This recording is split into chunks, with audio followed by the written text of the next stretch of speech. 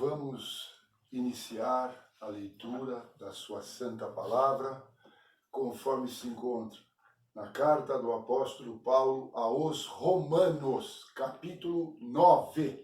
Amém. Glória a Deus, glória a Jesus. Pedir a Deus que o Senhor fale conosco, sem estender demasiadamente os assuntos, mas que a mensagem do Senhor chegue para nós, irmãos. Que importa para nós.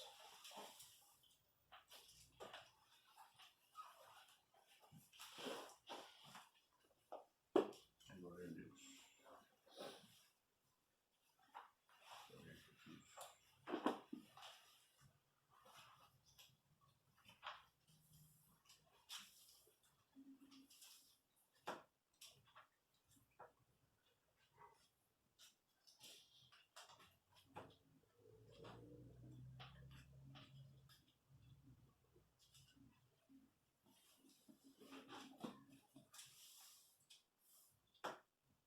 Não serão muitos versos, não, irmãos. Até onde o Senhor aponta. Nós vamos iniciar, então, a leitura dessa palavra, carta do apóstolo Paulo aos Romanos, capítulo 9, verso 6. Amém, Jesus. Aqui fala a liberdade absoluta da graça de Deus. A graça de Deus realmente nos faz livres em tudo.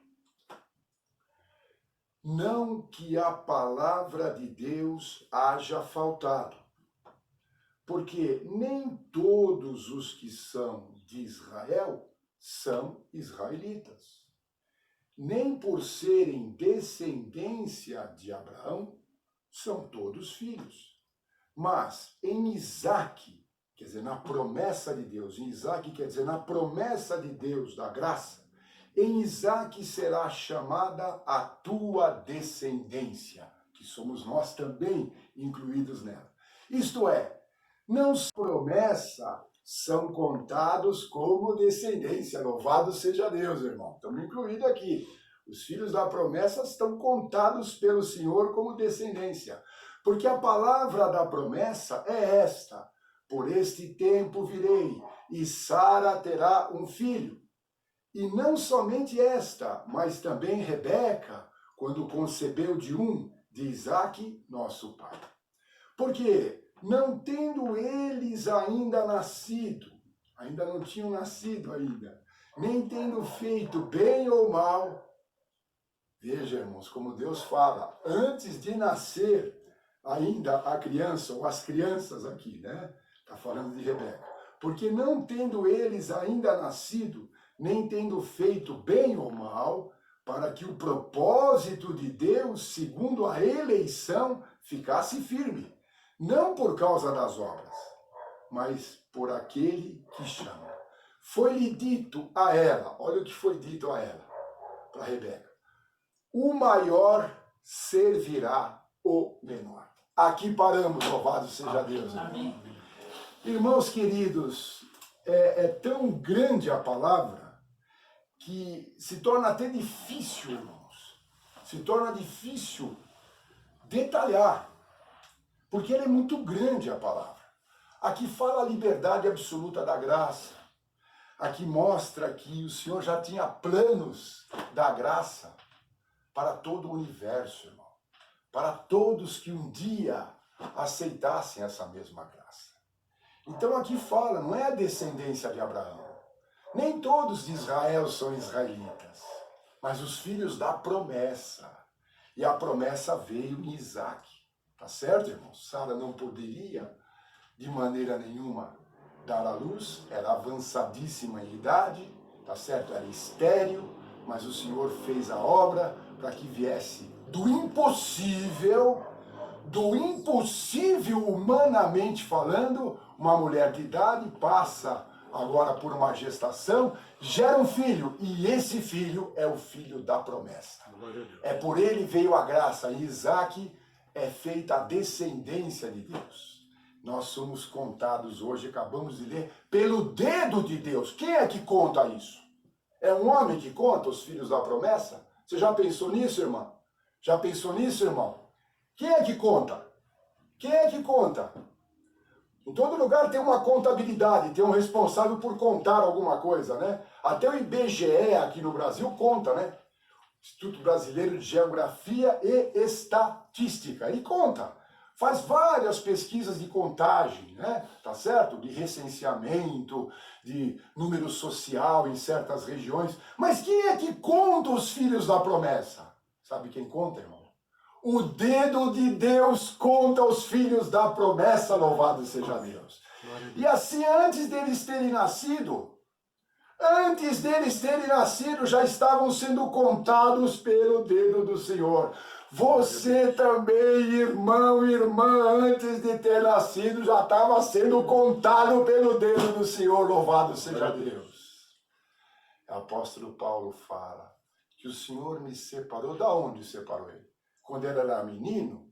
Porque Paulo, quando moço, era o principal aluno da sala de aula.